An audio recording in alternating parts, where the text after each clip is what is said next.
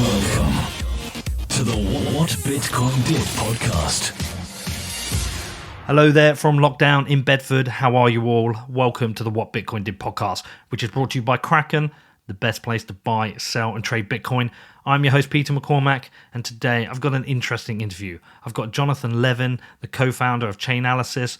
But before that, I have a message from my amazing sponsors. So first up today is CoinTracker, and a massive thanks to John, Chandan, and EJ for supporting the show over the last couple of months and ongoing. And I caught up with Chandan the other day, and quite a few of you have been registering with them, registering your interest. You've wanted to use CoinTracker for tracking your tax, and also I do understand the arguments that some people are saying, why are you supporting a tax company? So listen, I'd made a show with Chandan. If you want to find out more about Bitcoin tax, do go and check that out. I know some people are frustrated by this. They're like, you shouldn't be supporting a tax company. You're supporting the man. But look, the reality is some of us out there do pay our tax. We don't want to go to court and we don't want to go to jail. And I've got a company. I cannot not pay my tax. So CoinTracker was amazing for me. It was so easy to set up. I loaded up my wallets and my exchanges, and within 2 minutes, it had calculated my tax. Filings work for the US, UK, Canada, and Australia. And listen, if you've got less than 200 transactions, it's free to use. But if you are one of those mad traders with insane numbers of trades, you can still get a 10% discount. You just have to use the link cointracker.io/A/WBD. CoinTracker is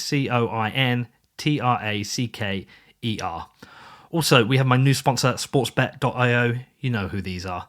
They are the company that put the Bitcoin logo on a Premier League shirt. The absolute badasses. They've also invited me to a couple of games. Down at Watford, I've seen them play Liverpool. Sadly, Liverpool lost. I've seen them play Tottenham. Sadly, Tottenham didn't lose, but I enjoyed it all the same. And do you know what? When I was down there, they turned around to me and they're like, Pete, we want to sponsor your show. And I was like, cool. Betting company. I can bet Bitcoin every week on Tottenham losing. I'm in. And then since then, look, we've had this coronavirus thing and all sports has pretty much stopped. And I was thinking, look, there's no way they're going to go ahead. I spoke to the guys and like, come on, Pete, we still want to sponsor the show, which is super cool. So I signed up. I am now a massive fan of Russian ping pong.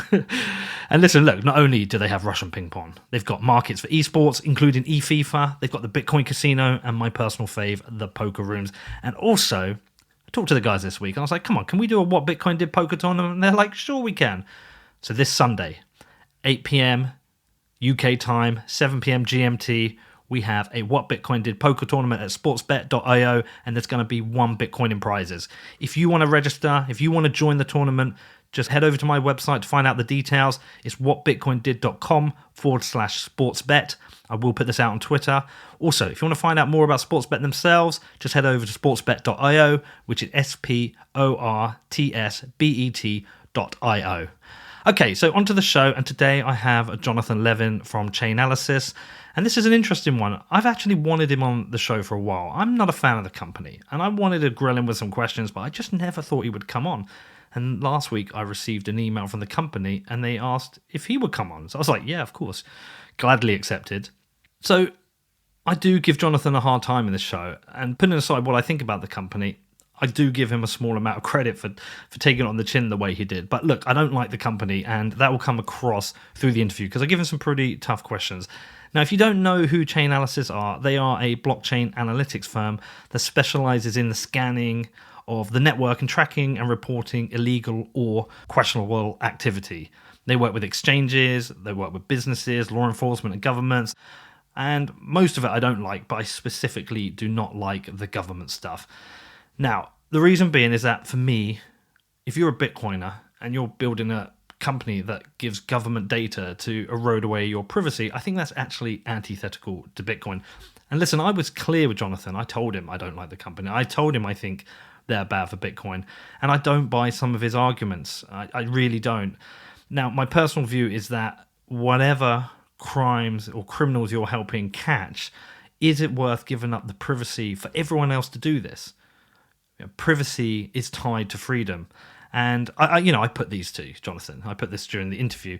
So listen, I'm not a fan of the company, but he stepped to the plate. He defended their work, and I don't think we need to ever see eye to eye on a company like Chainalysis, but it was interesting to have him on the show all the same. So listen, I'd be interested in your feedback on this. If you, there might be some of you out there think they're a good thing. God knows why, but maybe you are, or maybe you just say, you're one of those people who just thinks that it's inevitable to have a company like Chainalysis. Whatever it is, please do feel free to feed back to me. My email address is hello@whatbitcoindid.com.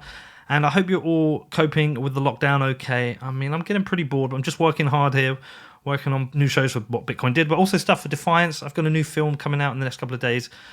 I've got a film about what happened when I went to the Turkey and Greece border, so check that out. Please do check out Defiance podcast and my Defiance films. They're at defiance.news. And if you've got any questions, you want to reach out to me, it's hello@whatbitcoindid.com. Hi, Jonathan. How are you? Doing very well, Peter. Thanks for having me on the show.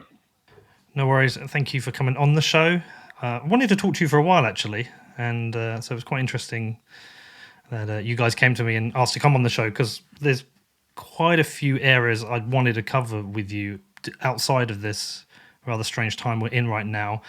So not everyone will know who Chainalysis is. Some people will, but probably a good starting point is to explain who the company is and what they do. Sure.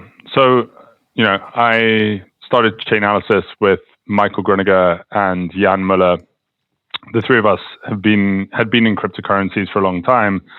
And what we found was that cryptocurrency businesses were unable to get bank accounts with financial institutions to, increase the adoption of cryptocurrency. And what we decided to do was start Chainalysis to help cryptocurrency businesses assess their anti-money laundering obligations by understanding how and why people use cryptocurrencies to have them get greater access to financial institutions and help governments around the world essentially, combat the abuse of cryptocurrencies and protect the most vulnerable in society. And so what we do is we provide anti-money laundering software to cryptocurrency businesses and financial institutions, and we provide investigation software to law enforcement to protect the integrity of cryptocurrencies. Okay. And the range of clients is cryptocurrency companies and governments. Are there any other companies you work with?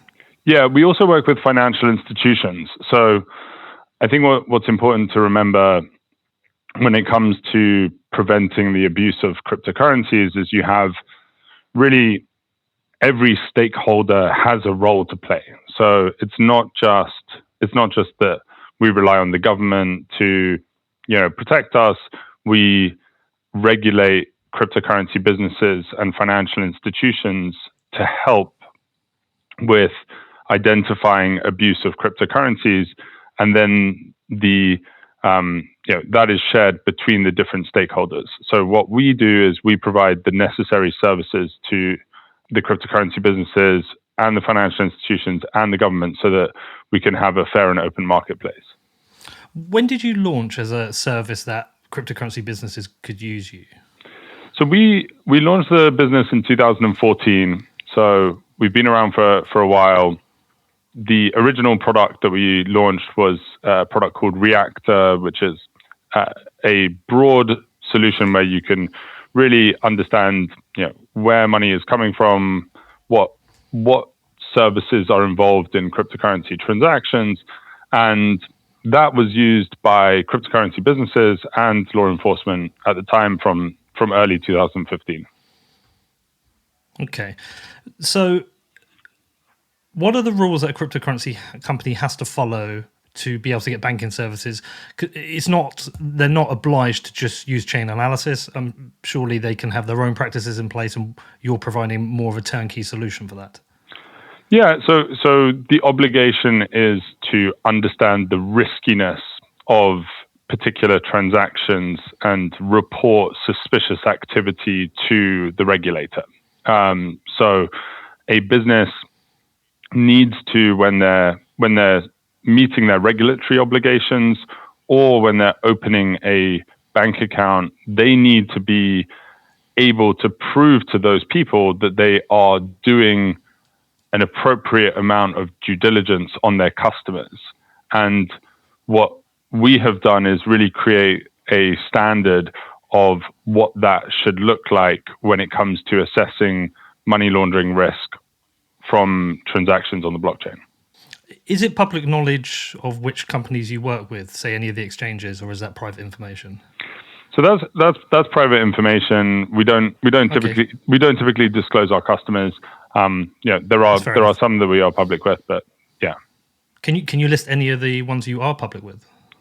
Yeah, we work with people like with Bitstamp and other top exchanges that would be, brands that you recognize. Many of the top 10 cryptocurrency exchanges use our products in order to assess the risk of their clients. But they're not obliged to. They can do this themselves, and they can be subpoenaed for information by the government and deal with it privately, I guess.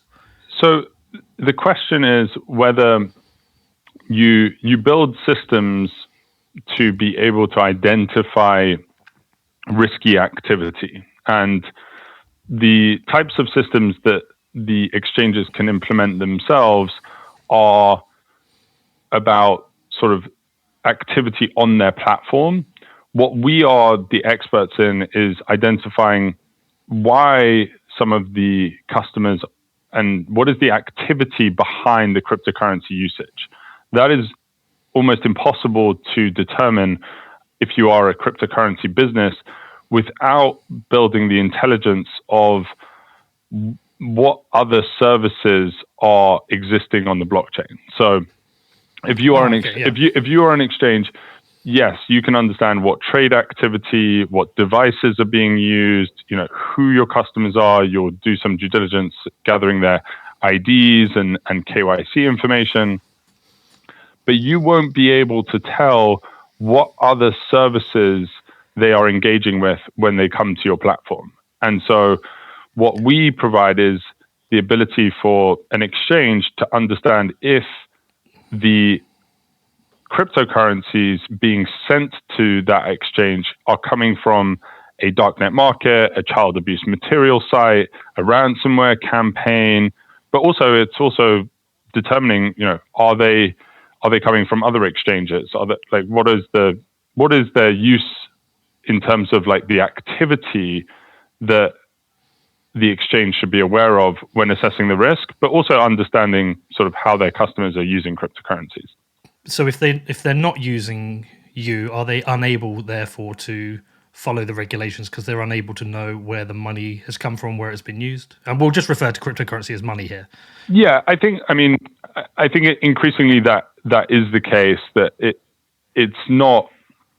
You need to have appropriate measures, and I don't want to make broad statements depending on exactly all of the different business models out there. Uh-huh. But typically, yes, if you are not using something like Chainalysis, you are not meeting the obligations in most countries today. You need to be using that in order to assess the risk of your customers. And the benefit of Chainalysis is that you guys can aggregate all the information, so you've got the biggest picture available of what's happening on all of these blockchains. Correct. Okay, great. So in terms of your customers, are there any limitations to which countries and governments that you can work with or you would choose to work with? Obviously, my expectation is you can't work with Iran and North Korea, but are there any other limitations of countries that you would choose not to work with? Yeah, I think that we obviously are a US company, and so the countries you mentioned are countries that are on the sanctions list. We obviously need to meet our obligations as a US company for complying with sanctions. We also take a stance that we have to think from a business standpoint and from a moral standpoint, what are good customers for us, and we vet that all the way across. The different customers. It's not just with governments; it's also with private enterprises.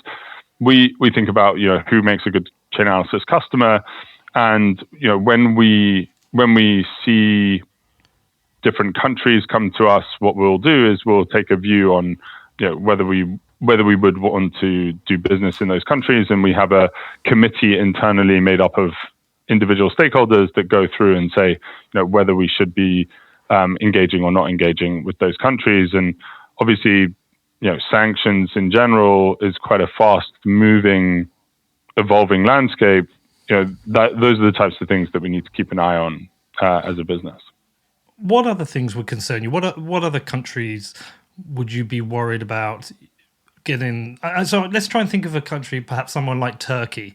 Does that present any challenges for you, as it's a country which, has kind of fallen down that slippery slope of authoritarianism now that Erdogan has essentially put in place a dictatorship and restricted the press? Is that the kind of one that would be a difficult choice, or is that a simple choice? I think it's a difficult choice, and I think that one of the reasons why it's a difficult choice is that, again, partly you've got to be able to assess the rule of law in that place, the amount of the amount that actually holds, the amount of individual freedoms, and you've got to be able to also assess your exposure to sanctions risk. And you saw with Turkey, for instance, that Turkey became, subject to US sanctions, and that moved very quickly to and from, and it's very complicated to navigate. And you might say that, that becomes something that you don't want to actually deal with because there are more important things to focus on as a business. Does some of it come down to, and excuse the question, but does some of it come down to who the US is friends with? And are you obligated to receive any kind of approval for who you work with outside of the obvious sanctions list? Do you as a company have to, every country, go and seek approval to work with them? No, I mean, so I think that when you think about the world, it's quite easy to sort of divide the world into, friends of the US and not friends of the US. I think that that can be helpful just on the broadest strokes of, where does rule of law exist? Where are there democracies? Where is there, freedom of the press and other types of freedoms? I think that is helpful, as a business, and actually in general terms, like the U.S. government doesn't give instruction to companies to do certain things. I mean, there's very big limitations on what the government can actually instruct you to do as a private company. So, we don't typically. We don't need to do that. Yeah. So, for example, I would think of someone like Consensus, who proudly celebrated their work with Saudi Arabia. Is that a country you could work with? I think we could work with Saudi Arabia. I would have to understand exactly what the use case is, and are we talking about the private enterprises that operate in Saudi Arabia, or are we talking about the government and what part of the government? Yeah. And so I think that. But that wouldn't be that would be something that we would assess based on an individual case. Yeah, because that's a difficult one, and there's a few ones I look at that are quite difficult. So my country sells arms to Saudi, and Saudi has committed a genocide in Yemen, and sometimes the judgment depends on who people are friends with. Israel is seen as a friendly country to the US, but others see the oppression of the Palestinians. So I don't imagine that these are easy decisions that you as a team have to make. Sure, but I kind of wonder how you come to those conclusions. Yeah, for example, could you work with Israel? Yeah, I mean, so here's the thing that I think about is, we're in a position where actually, the types of crimes that are being prevented or prosecuted using our software are crimes that actually are universal in nature, that actually there is a huge amount of collaboration internationally across a lot of the lines that typically you would never see collaboration over. If you haven't looked at the Welcome to Video case, which was the largest takedown of a child pornography site, and you look at the different types of countries that were involved in, taking the evidence that came from Chainalysis on who was paying for content on that child pornography site, you saw collaboration between nations that, you might have a problem with sort of Israel or Saudi or any of these countries, but we're not going to have a problem with the US. Or even the US. But you're not going to have a problem with them saving children's lives and preventing them from harm. So that's where, it also comes down to, are we selling we're selling into preventing cybercrime that actually has victims all over the world. We're preventing child abuse material distribution. Those types of things actually go and transcend national borders, and there's enormous amount of collaboration between people that you wouldn't necessarily expect to be collaborative. Yeah, no, I would never disagree that taking down a child porn network is a bad thing. It's obviously it's an amazing thing that can happen. It's a scourge on society. But I guess what I'm getting at is there is a trade-off here as well in the loss of financial privacy. People will often point out that is a loss of freedom, and that freedom and privacy are linked, especially with financial privacy, because financial privacy is linked to freedom of expression. So I guess where I'm leading with this is to say, you've talked about it's used for crime prevention, but different countries have different laws. So, for example, smoking weed in the US is in most states legal now or decriminalized. In the UK, it's still illegal. So how do you actually set the balance of what it can be used for? Does the country say, here's a list of the crimes we want to track, can you help us with this? Or do you only have a set list of crimes that they have to choose from, which they can use the software for? So we are, yeah, and it's a good point that you put at the end there, which is like, we are a software company. We're not investigating these cases ourselves. So we are building the tools that these countries use, and typically, I'm not going to go through the criminal statute of every country and say that it all needs to be aligned with my personal view. I think that we need to rely on the idea that these are democracies that have rule of law, that have certain things that their citizens need to abide by. I think that those are the types of things that we look to support. Where we sell to a country, they need to sort of enforce their laws in their local country, and we are ultimately going to take a view at that rule of law in that country and that social contract is for that country to decide. What are the rules of somebody using the software? So, for example, say, is it a case that things are flagged to them, or are people also able to follow and investigate the blockchain and follow the data as they choose? Or is it both? Yeah, so for our private sector clients, typically what we're doing is they are getting alerted to different types of activity and rules that they want to monitor for. So they might be looking for a payment coming from a ransomware campaign into their exchange.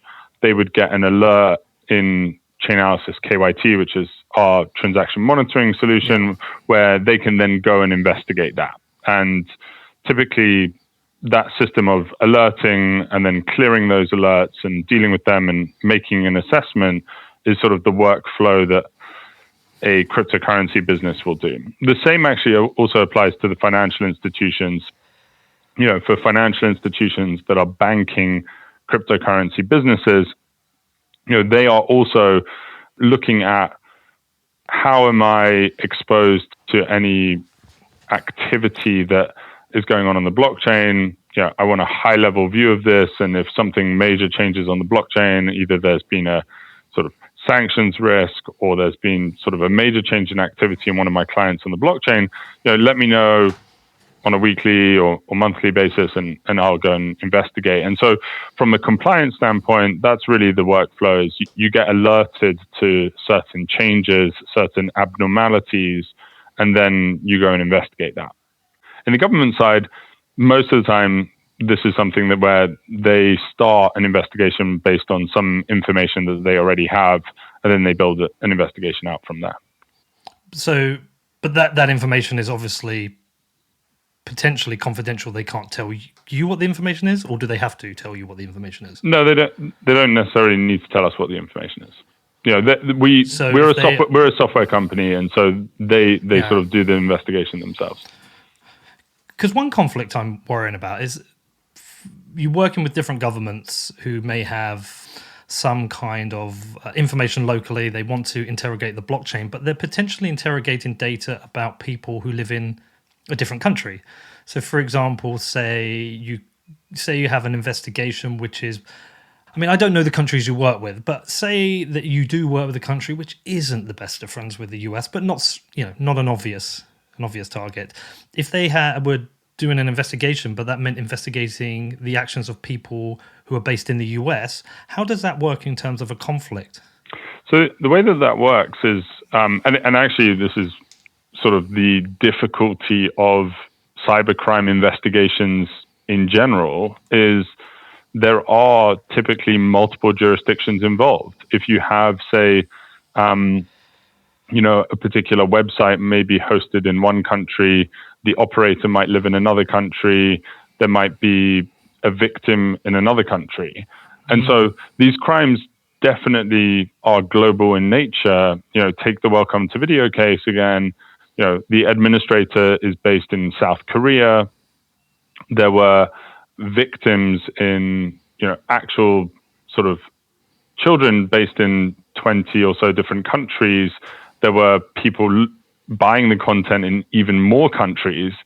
You've got to be able to coordinate across all those national boundaries. And the way that actually happens in these types of investigations is they may know from Chainalysis, they understand what are the exchanges, what are the services that these people are using to use cryptocurrency. So what are the exchanges? Maybe what are the merchant service programs? What are the darknet markets or whatever is involved in the case? They get that information from Chainalysis. Now, to request the information about the individuals, there is something called the Multilateral Assistance Treaty, the MLAT process, where that actually is a legal request that gets sent between countries to get information from the local country about individual people. And that needs to go through a legal review and protects the privacy of individuals. What about domestically?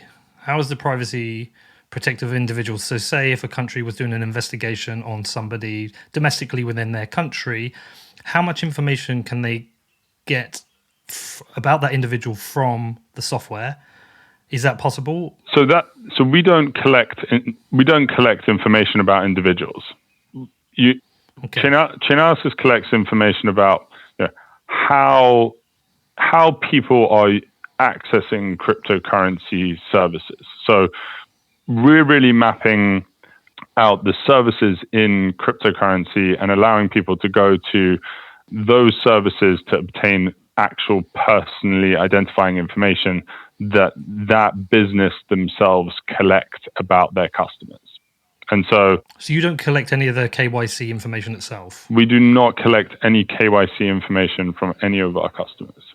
You just have an ID which is linked to their own KYC database? We do not necessarily even have that. So we have information about which addresses are controlled by which services. And then when someone is doing an investigation, they will be able to see, okay, this UK-based exchange, the specific UK-based exchange was involved in this transaction. This is the transaction ID that they're interested in. They will go and ask that exchange, which customer was responsible for that transaction, and that exchange will need to reveal that information to law enforcement in that process. And the other side of the transaction, how are you identifying what types of transactions are being done? So, for example, what the cryptocurrency is being used to be spent on?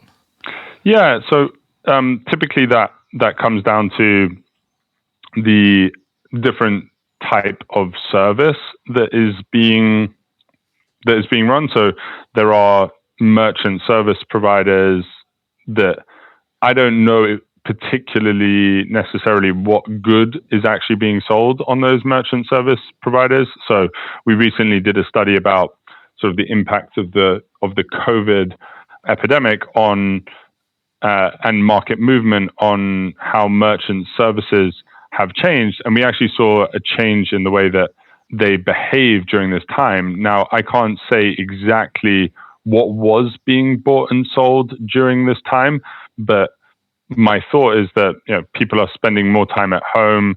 They might be buying more digital goods and services that they might be using cryptocurrency for, or they might be, the normal ways for them to buy goods and services at this time may be interrupted, and maybe there's some ways that services are using cryptocurrency to be able to gain access to other goods and services. So we don't necessarily know exactly what is being bought and sold on those merchant service platforms.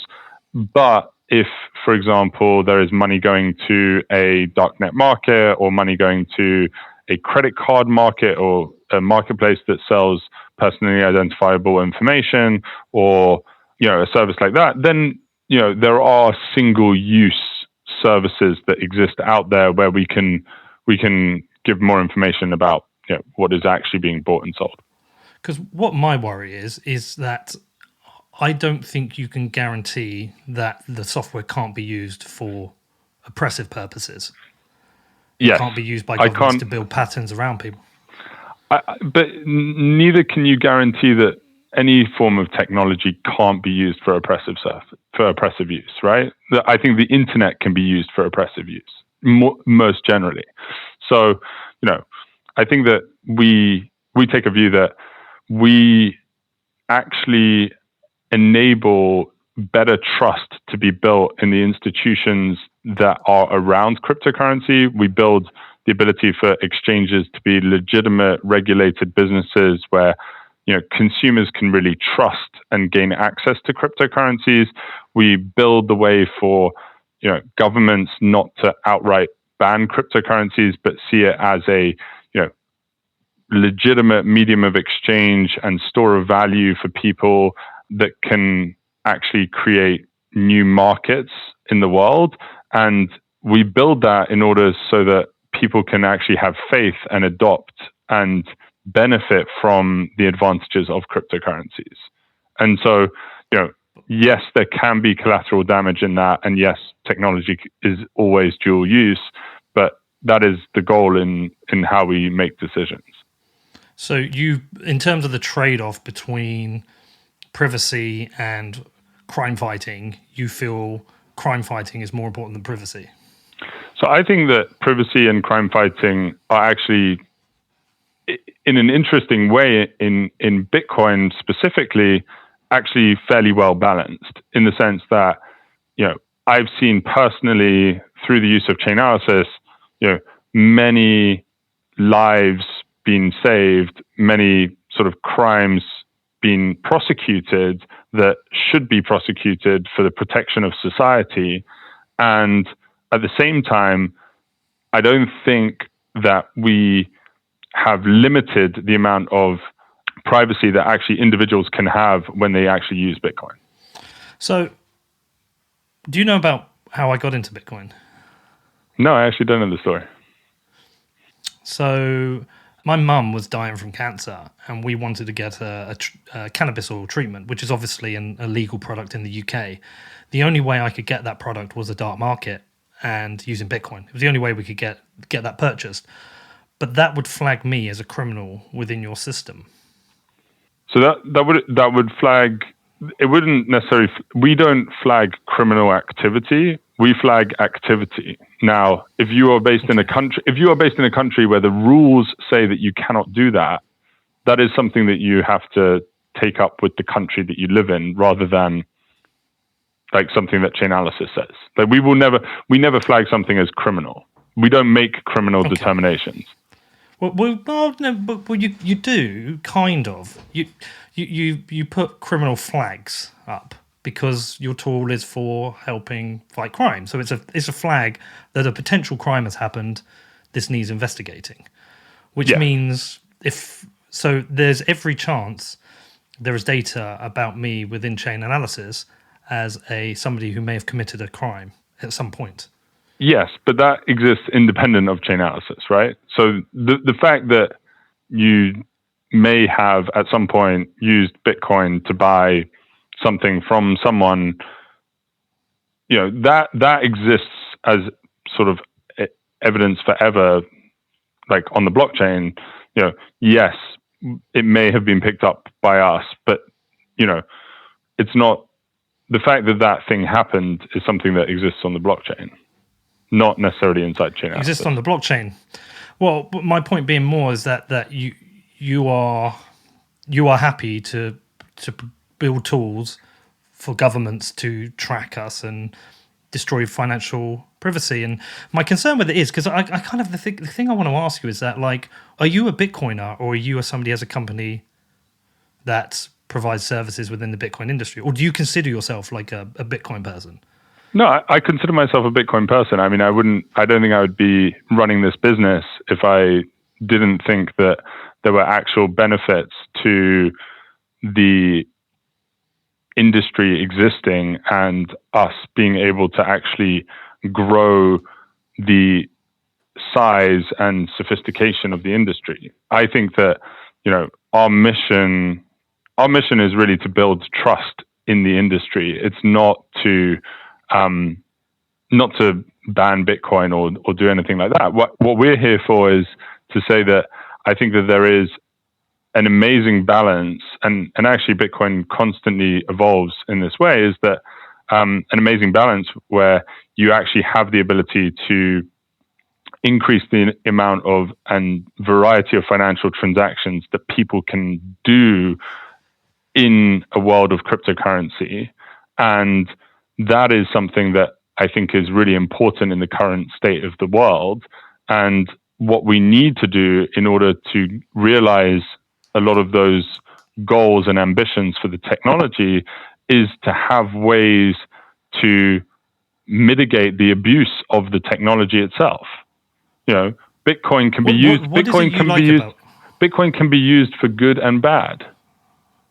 I don't want North Korea building nuclear weapons because of cryptocurrencies. I want to be safe. I don't want people to have easier lives to distribute child pornography due to cryptocurrencies. I don't want people to be able to hold hospitals to ransom during the COVID crisis because of cryptocurrencies. I want a system in which we can mitigate those types of risks and realize the benefits of something that is decentralized, resilient, and where communities of people from around the world can connect and transact in ways that they couldn't have done before the invention of cryptocurrency. Next up, I talked to Jonathan more about Chainalysis, but before that, I do have a message from my amazing sponsors. But let's talk about the mighty Kraken, the best place to buy, sell, and trade Bitcoin. The only place I use to buy, sell, and trade Bitcoin. Have you checked out their mobile app yet? It's been available for a few months now. It is beautiful. It is the easiest way I've found on my mobile to trade Bitcoin now. And you can do it wherever you are. Whether you're sat on the couch binging Netflix during this lockdown, or you're going out for your daily walk, sitting in the park just to get outside, with Kraken Pro, you can trade Bitcoin on the go. And you know what? Despite the price volatility out there, the crisis has seen a huge surge in interest in crypto. And Kraken are hiring. They're looking to increase their workforce by 10%. Now, Kraken doesn't just have this mobile app. They provide a broad suite of tools for trading Bitcoin, from Kraken.com to the Kraken OTC desk. And they are also the most secure crypto exchange. They provide world-class customer support. Come on, there isn't anywhere better to trade Bitcoin. If you want to find out more, head over to Kraken.com or download the app, which is available for the iPhone and Android. Just search for Kraken Pro, which is KrakenPro. And lastly, this week, and never least, is the amazing BlockFi, the future of Bitcoin and financial services. And this week, I'm recording with Zach and Flory. I'm going to be talking to them about market volatility, what that meant for their business, and what their views are on the current state of the Bitcoin markets. Now, with BlockFi, you have access to their interest accounts, which lets you put your crypto to work and earn monthly interest payments with your Bitcoin. And they also have crypto-backed loans, which allows you to access liquidity without selling. By using your crypto as collateral, you can unlock up to 50% of the value of your assets in USD. They've also got a mobile app coming. They've also got their Satsback reward credit card coming. BlockFi are going to crush it this year. If you want to find out more, then definitely do your own research. Then head over to blockfi.com, which is BLOCKFI.com. What is it you like about Bitcoin?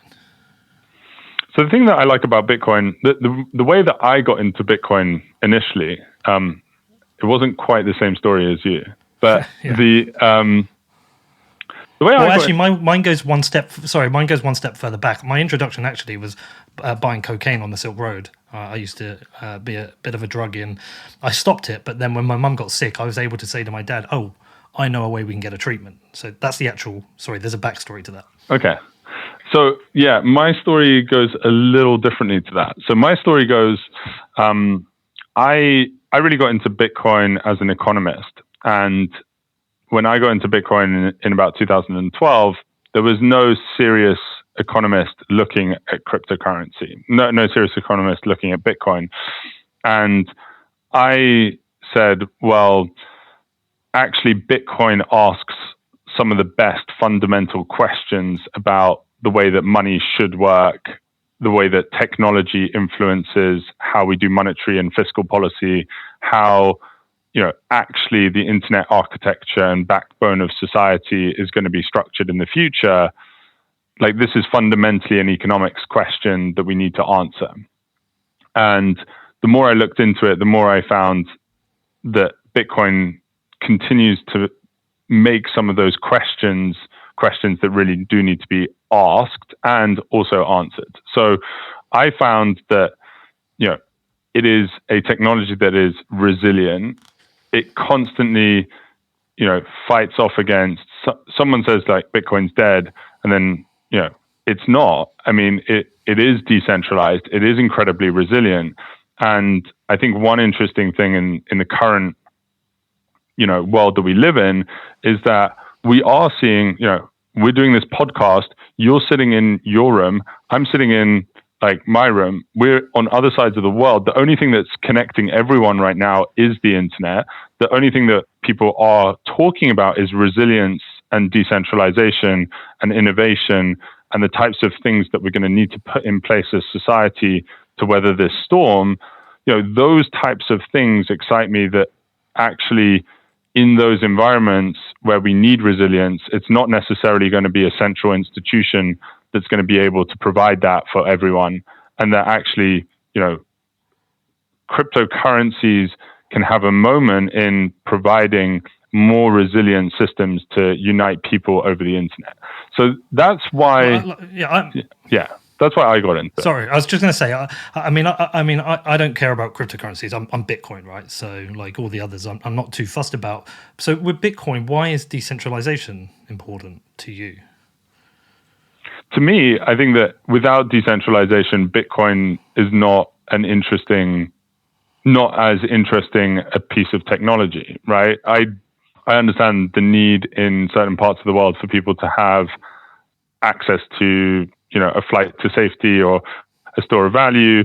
I understand those types of things. I see Bitcoin as a really interesting global market that every person can interact with in the world. Like, it's the only global market that's available to every single person in the world. That's what makes Bitcoin interesting. But again, sorry to pin you on this question, but why is decentralization important? Well, without decentralization, you don't get something truly global in nature. So that's not true. There's plenty of things that are global in nature that aren't decentralized. Like, give me a good example of a market that's truly global in nature, where every single person in the world can participate, that's not decentralized. Okay. So, sorry, I see your point. So you're saying because it's decentralized, everyone else, whereas if it's like the stock market, you have local laws and regulations. So, but I guess what I'm trying to ask you is that why is there a need for a global decentralized market? Why can't we just build one on the internet without decentralization? Like, what is the power of decentralization? Well, the power of decentralization means that you effectively build a system that actually at the most basic level is permissionless and is accessible to everyone. And then as it becomes sort of adopted in different parts, local regulations get built on top of that. And that's basically what we have in Bitcoin, is that we have an underlying system, which I think is great, which is, permissionless, decentralized. There's no one controlling it. We have the ability to innovate on top of it and build markets and have people interact freely on it. We also have, those people live in. So you think permissionless is important? Yes, I think it's very important. Because otherwise you don't get something that's global in nature, and you don't get universal participation. You don't get the ability for people to build communities and use cases that are something that people should be able to do. Because I think where I'm going with this is like that's why I like it. It's permissionless. The other thing which you didn't mention, which maybe because you can't, is that I think decentralization is important because you don't want governments to be able to shut it down. Yeah. Because this is something that sits outside of government regulation, hence why I could buy treatment for my mother. But then, if that's what you care about, I don't understand then why you would want to build the tools which erode those benefits. But they don't erode those benefits because actually, the people that are interacting with Bitcoin in their local places, like they, to some extent, need to, and if you're running a business, particularly, you need to be able to comply with the local rules. And that is the nature of how Bitcoin has gone from, an irrelevant social, science experiment to, a global asset class that actually people care about. And but it does erode because now, if I had to buy a treatment now, because this was back 2-3 years ago where I didn't even know the blockchain could be analyzed. I do know now. And say if my father got sick and I wanted to buy a treatment for him, I couldn't use Bitcoin now because I know I'd have to take that risk because I know your company may flag me up to an exchange as someone who's potentially committed a criminal act, and then I might have the police knocking at my door. So it feels like that you're undoing what Bitcoin has enabled. So I think that you sort of take the decision to do that. Like there are many things in the chain of buying something illegal on the internet and getting it delivered to your door that you're going to need to think about. I mean, you're going to take some level of risk there, which I think is fine. I mean, if you want to make that risk and you want to make that decision, that's how you want to live your life. Like that's okay. But what I'm saying is I explained how I got into Bitcoin, and your company has undone one of the things that I'm able to do. The reason I came in is that is now like a much more risky thing to do, because Bitcoin isn't really about the state. Bitcoin is about the individual, and it's about enabling freedom, and financial privacy is tied to freedom. And by providing tools for governments to erode away at our financial privacy, I believe you're undoing some of the benefits that Bitcoin have created for people. Not just me, though. There's people in different places. There's people under religious oppression who may be using it to buy religious material, maybe to be able to protect their finances. There's all different things where we have to separate what is a moral judgment and what is a local law.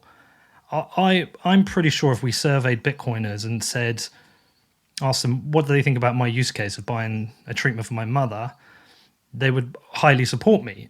And then I think if we surveyed the same people and said, well, what do you think about Chainalysis? I think they would be slightly against you. I mean, look, you must have fielded questions like this all the time. There are people who think your company is evil, and they've said you're evil. I can't see the connection between claiming to be a Bitcoiner when Bitcoin is a tool to kind of claim back some of our civil liberties, that you would then build a company which gives tools to the government to erode those civil liberties again. That's what that's the connection I'm struggling with. But there is this all over the internet. I mean, like we try and make doesn't make it the internet. No, but let's just because I take it pretty seriously that we build a company that I think helps actually make the technology more usable, makes it more trustworthy, makes it something that actually more people can have access to in general in the world. I mean, the fact that there are millions of people who use cryptocurrencies around the world is actually somewhat due to the ability for governments and businesses to assess the risks of their customers and to protect society against. Yes. You honestly believe that? Sorry, I find that a bit of a stretch.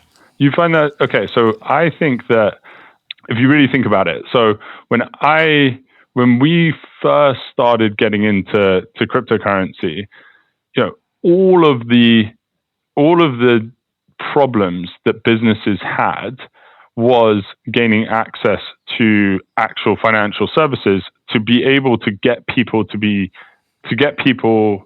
access to cryptocurrency, to Bitcoin. Okay, so in the early days, you needed a way to get between pounds and Bitcoin. Now, if the government bans Bitcoin because they think that everything is illegal, or the bank won't bank any cryptocurrency business because they're too high risk, you have a fraction of the population that would be able to actually gain access to cryptocurrencies, or Bitcoin specifically. The ability for people to mine Bitcoin in their own homes and then participate in the Bitcoin network long sailed. So you need an ability, a much more widespread ability for financial institutions to be able to interact with Bitcoin in order for there to actually be adoption of Bitcoin. If you think there would be as many people who have interacted with Bitcoin today, if there were no link between financial institutions and Bitcoin, I'm slightly challenged to see how people would have been able to access Bitcoin. I'm not saying that the regulatory environment hasn't made it easier. I guess what I'm getting at is the trade-off worth it? Because if you keep close to a lot of the developers working in Bitcoin, what they're focused on now is privacy. It's trying to undo the work that you've done, trying to stop you tracking people. We've seen it recently with the ability to track people using CoinJoin.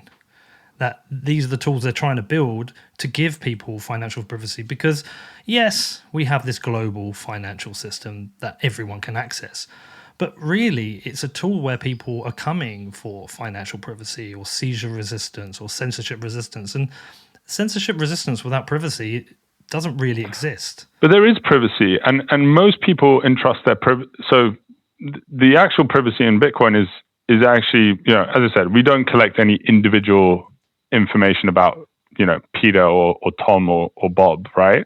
So we're only collecting it at the service level where people are using, third-party services in order to gain access to cryptocurrencies. Now, that is the majority of the activity. And the reality is that it does, even if, using a third-party service is not, how Bitcoin was intended, maybe someone needs to use a stepping stone between them getting into this space and then taking it and using it on their own wallet or something like that.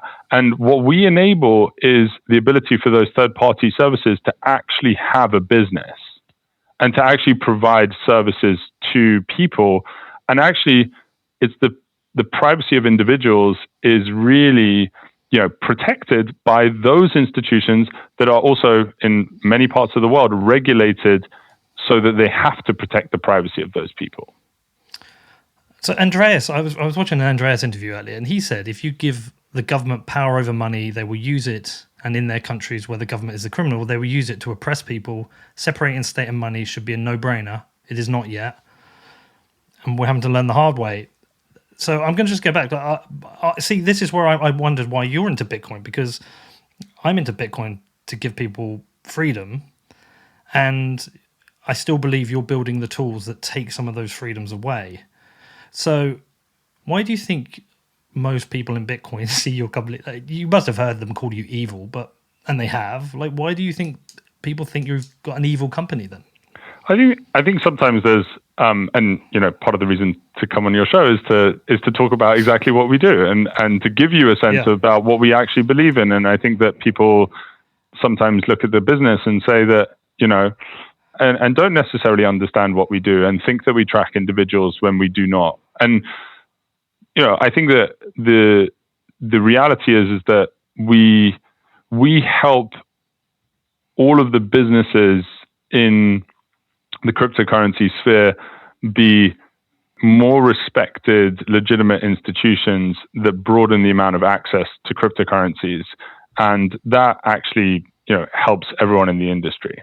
And I think that, I think the importance of privacy is there. I think we respect that for individuals, and we respect that for businesses, and the people that are using cryptocurrencies as businesses in their local jurisdictions need to abide by the local laws and need to be able to access financial services. And that's where, I think we are very aligned with the growth in the industry. A couple of side questions. What do you think of WikiLeaks as a company? Are they a company? Well, okay, as an organization. Yeah, I mean. So, for example, when it was leaked that the U.S. Apache helicopter, when they essentially murdered two Reuters journalists alongside other people, do you think that the freedom of that information is a good thing? Yeah, I think freedom of information is a good thing. I think that as any organization, though, there are sort of political problems and other types of things that come up, and but I do believe in the principle of freedom of information. Yeah. Do you think it would be important, therefore, for you as a company to be transparent about the governments you work with? I think we are a private company that has to abide by laws and legal arrangements that we have, and I think we also have we make business decisions that ensure the survival of our company. So the business decisions about the survival of your company is a priority. Yeah, my fiduciary responsibility is to make sure that this company survives and thrives. That is my legal obligation to my shareholders. Okay. And is your fiduciary responsibility, does that outweigh the potential, because you've said you can't guarantee the software isn't used for oppression, does that outweigh the need to protect individuals under authoritarian regimes? Because, I mean, over half the world now lives under authoritarian regimes, and there's no way you've got this wealth of information, there's no way anyone can know whether or not you are doing business with a dictatorship and whether or not this is being used for oppression. That's one of the things we can't guarantee. I mean, can you categorically say you don't work with any dictatorship? Yeah, we do not work with any dictatorship. Under any circumstance? Yeah. What about countries which have questionable histories of human rights abuses? So I mean, but that would apply to most countries in the world. So, like, there is a lot of great. I'm not saying it's easy. I'm saying, I know. Look. I know these are tough questions as well. Yeah, so it's not necessarily easy, but we do take that responsibility seriously. We have a committee that looks at it. We believe that in order to run a business effectively, we have to make these types of decisions, and I take it seriously myself, and know that when you're having material impact on the world, you have responsibilities that follow that. Could you guarantee, for example, that you don't work with the government of Hungary? I'm not going to go through and list the people that we work with or don't work with. I may not even know. Well, let me tell you why that question is important. It's not so much whether or not you are working with the country with Hungary. The point being is you could be working. This is a point Andreas made. You could be working with a country which is now an open and fair democracy, but could easily go down a slippery slope and descend into a country which becomes essentially authoritarian dictatorship, as Hungary has become. And at that point, all previous transactions is now data that can be used for oppression. And you've already provided the tools for that. Sure, but you should also know that, like, okay, if you let's just go through the like an example. Like, if you are using a service the way that you would be able to identify these things are, you would identify that in Chainalysis you would see a Hungarian exchange, a Hungarian business that allows people to go between, local currency and Bitcoin. In essence, in an authoritarian regime, the regime can go and knock on the door and take all of that information anyway. It's not that we're providing information. The information about the individuals is maintained at the exchange. And so in these authoritarian regimes themselves, they can go in and reach in and take all of the data about their local citizens and oppress the people. And I'm not saying that's a good thing, but that's no, it's the purchase. It's the purchase. You provide the spend behavior, not the fact that they own cryptocurrency. No, but the actual data about what people have done is also maintained at the exchange. I mean, but okay, yes, well, it's not. It's only the transactions at the exchange, not the actual. You're providing the layer of purchase information, whether or not they've used a dark market or such. Yeah, that's true. So I think that, in a situation like that where there are fast changes in how a regime works, we would obviously assess that on an ongoing basis. Yeah, I guess all I'm really getting at with this, and I'll be honest, I came onto firstly, I was surprised you wanted to do it and fair play for you coming on, and I think you've been fair in answering my questions, but I don't like the company at all. It's, to me, Chainalysis is antithetical to Bitcoin. And yes, you can make the argument, and I think you've done that on multiple occasions, about what about the pedophiles, and I agree, and that is a great thing that a pedophile network is taken down, but it doesn't stop pedophiles operating. It doesn't stop, it doesn't. You're not going to stop criminals being criminals. Criminals already have more privacy than most people. They're quite ingenious. And also, there's a lot of moral judgment here. For example, sanctions. Do you personally think sanctions are a good thing? It's not actually relevant whether I think sanctions are a good thing or not. It is. You have to sleep. You have to sleep with your decisions. Yeah, but what about in Iran that they can't get certain medicines to treat people with coronavirus because of the sanctions? But these are so.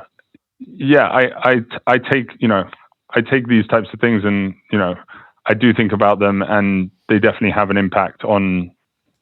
But I'm not going to change. I'm not necessarily going to change any of these laws, right? So, But it's what you stand for as a person. Do you stand for sanctions or do you stand against them? Do you provide tools to help people get around sanctions, or do you help provide the tools which punish people for trying to get around the sanctions? It's where do you stand?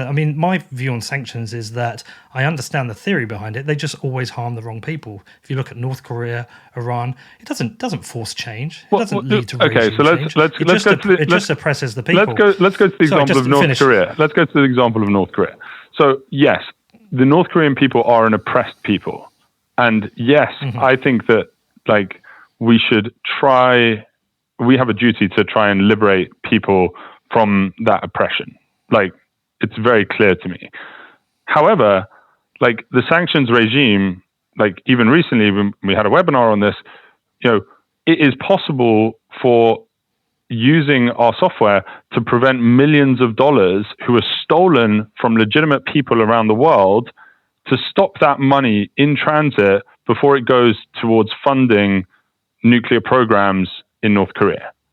So the nuclear program in North Korea isn't a post-Bitcoin program. No, but hold on. So I just find it a bit of a stretch. How does North Korea generate enough income? And I don't want to I'm not happy that North Korea does not pay for the healthcare and well-being of its people. I would rather North Korea not spend money on nuclear weapons and spend money on providing education, healthcare, and basic human rights to its people. But at the end of the day, North Korea, has been shown to use stolen cryptocurrency to fund its operations. But what I'm saying, you're not stopping the North Korean regime. The North Korean regime exports its population into Russia as slave labor. Sure, I'm not doing. I can't do everything. China. I can't do everything. No, what I'm saying is, I can try and help. I can try and help if there's, several, if you look at the GDP of North Korea, is somewhere around $10 to $15 billion a year. If you look at the amount of cryptocurrency that they're stealing from exchanges, it's not an insignificant amount of money. And so the sanctions regime actually allows seizure of those assets in order to stop it from going to that regime. So in that case, I think we can all be in agreement that we don't want that money going to potentially fund nuclear programs in North Korea. Of course, I don't want it to, but I don't think it stops the North Korean nuclear program, and I don't think it stops the Iranian nuclear program. But and I don't think it actually stops Maduro from human rights abuses in Venezuela. But what the sanctions always tend to harm is the people at the bottom. Maduro is still able to have a nice steak with salt lick, and he's able to drink his bottles of cognac or whatever he does with his cronies, but it's the people at the bottom who are unable to get food and medicine, who are starving and eating from rubbish trucks. So I'm fundamentally against sanctions as a tool. So I'm fundamentally against a tool you've provided to oppress people and to make the lives of the poorest and worst off in places like Iran and Venezuela more difficult. But I don't author the sanctions. But I think that there have been examples where the sanctions regime has been used. With them? No, but I'm telling you that there are, in the examples where I have seen sanctions be used recently, particularly when it comes to cryptocurrencies, it's been used to effectively target individuals who were trafficking fentanyl into the US, killing people. It's been used to target people who have actually, sent targeted ransomware campaigns to US hospitals, potentially killing people. And it's been used to prevent, money going to North Korea that potentially goes towards nuclear programs. And that, is something that the whole world can agree on as being good. So I'm not saying that all sanctions, and again, it's not to say that there's no harm with sanctions. That there's a lot of these things are not always that easy to look at. In these particular instances, I think it's also important for people to know that these are individuals that get listed on these lists that are actually usually also involved with criminal indictments as well. See, what I think is, I don't think you stop crime. I don't think you're a deterrent. I think you're a tool for catching criminals. I don't think you're a deterrent. If Bitcoin didn't exist and Chainalysis didn't exist, there would still be pedophile networks. They would find another tool. There would still be drugs being distributed. There would still be fentanyl finding its way into the US. There would still be sanctions. I don't think you stop it. But at the cost of providing a tool for catching criminals, you've removed financial privacy for billions of people. And financial privacy is tied to freedom. It's tied to freedom of expression, freedom of association. It's tied to religious freedom. And I'm wondering, you as an individual, how much value you put on freedom, or whether you actually think these tools are much important, or whether it's just the fact that you've created a successful business and perhaps you've compromised your own principles. I mean, I think that, I disagree that we've compromised financial privacy for billions of people. You can still use Bitcoin today in a private way. I can't. Yes, you can. How? All my addresses are tied in your software, and if I was to choose it to do something which is a moral judgment for me, I have to consider it. Everybody now has to consider the fact that any transaction they do might be tracked within Chainalysis. And if they try to use CoinJoin to avoid it, we're also aware that is something else that you guys are trying to track, and that is also something. So whenever somebody tries to build a tool for privacy, you're trying to undo it. But you can essentially find ways to maintain privacy in Bitcoin transactions. You can have your own wallet. You can interact with other people on a peer-to-peer basis that doesn't necessarily need to go through a service. very, very difficult to do that now though, and it's because this isn't about. Look, I get it, right? I get we all have to follow the bullshit laws of the government.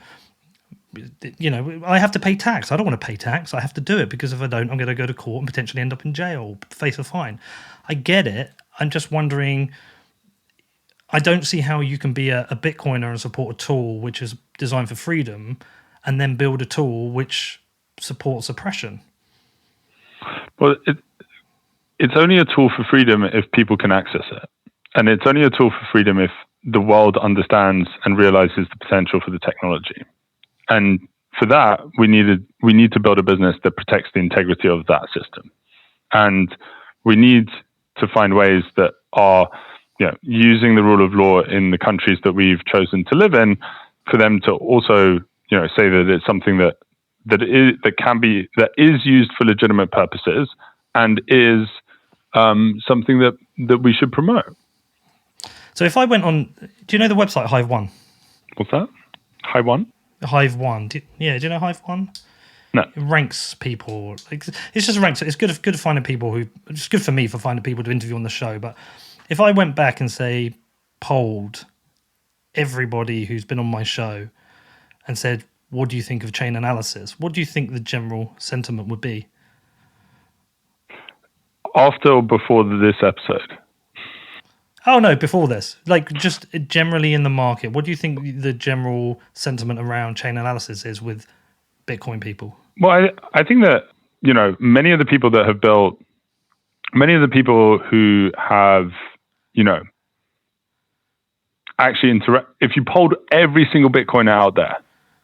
No. Just the likes of the Andreas, the Safedeans, the Giacomos, the Jimmy Songs, all the people who are out there kind of promoting and talking about Bitcoin. But that's like, you know, that's a very specific part of the Bitcoin audience. And I think that, like, one of the interesting things is that you want this to be a global, you want to see billions of people use Bitcoin. You need billions of people to be able to use Bitcoin. You need billions. Actually, I don't. It's not the number. It's not the number. I want people to be able to use. I want people to have financial privacy and be able to access a tool where they have censorship resistance, which they don't have without financial privacy, and they have seizure resistance, and they are not. They are able to escape oppression from the government. That's all I want. You can do. You can do that. With 5 people. I'm 50. You can do that. You can do that. You can do that by holding a private key to Bitcoin, and you could be anywhere in the world, and no one could touch you. Yeah, but how do I get that Bitcoin? You either go through a regulated business, because that's the way the world works, or you meet someone and you swap cash for Bitcoin, or you mine it. Yeah. So those are your options. It's just made it really difficult, and it's also made it much simpler. So either you give it, but the trade-off hasn't been worth it. So, but this is the choice. So this is the amazing thing about having the underlying network be a permissionless, open system for the world, is that if you want, you can sit somewhere in the Saharan desert with a private key that no one else has access to, and you have absolute freedom, right? You can also get access to that through a regulated financial institution that actually, you know, is promoting this idea that you have and making it more popular through making it more trustworthy and accessible. And those two things are not contradictory.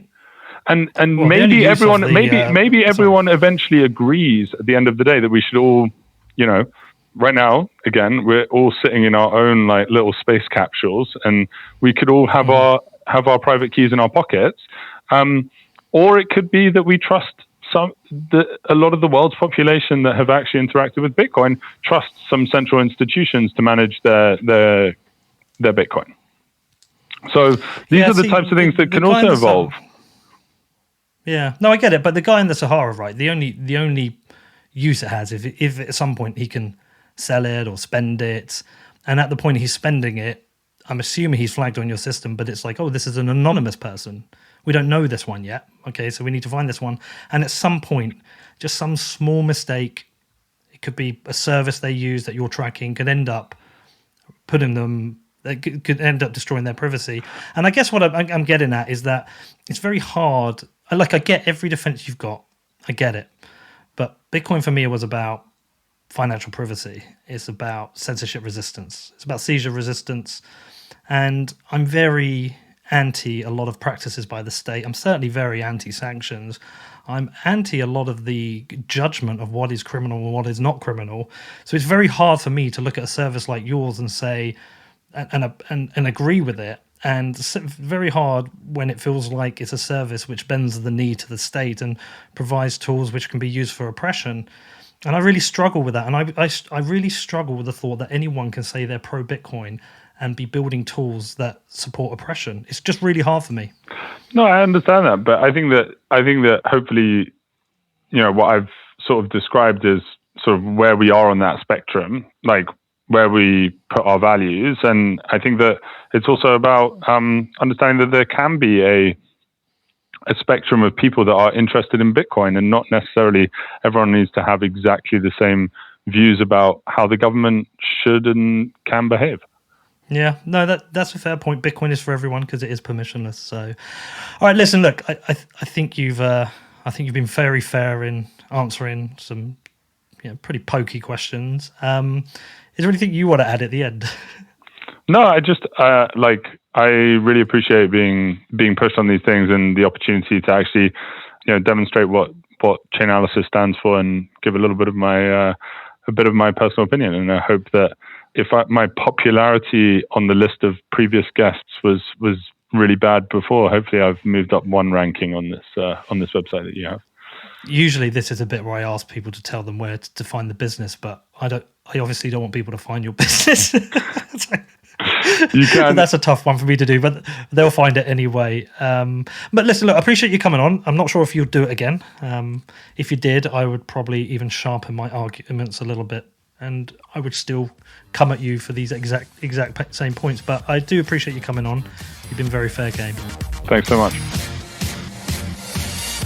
All right, so what do you think of that one? Did you enjoy that one? It's a tough one for me because I don't want to give somebody a hard time, but I just feel like someone like Chainalysis, they deserve it. They need to be grilled. Now, personally, I don't think I could be ever convinced that a company that analyzes the blockchain and provides information to governments eroding our privacy is a good thing. I think also there are too many moral calls to take into account, specifically with regards to government. Who would you work with? Would you work with a dictator? If you wouldn't work with a dictator, well, what about a company which is going down a slippery slope, maybe like Turkey or like Hungary? Or what happens to countries right now which maybe are an open and fair democracy and then slip down into some kind of authoritarian state in the future and they have access to this kind of data? And whilst I obviously support the prevention of paedophile rings, this argument has a flip side. It's very easy for someone like Jonathan to put out that argument and say, well, we catch paedophiles.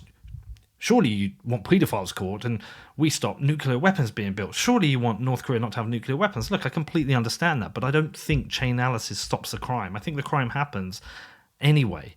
And I think this just helps catch the criminals. And I do not buy the argument that every single person should have their privacy eroded because of this, because we have no idea what data that governments will use for coercion or oppression against their population. Whilst the analysis helps prevent all sorts of immoral and criminal activity, some of these immoral or criminal activities are subjective.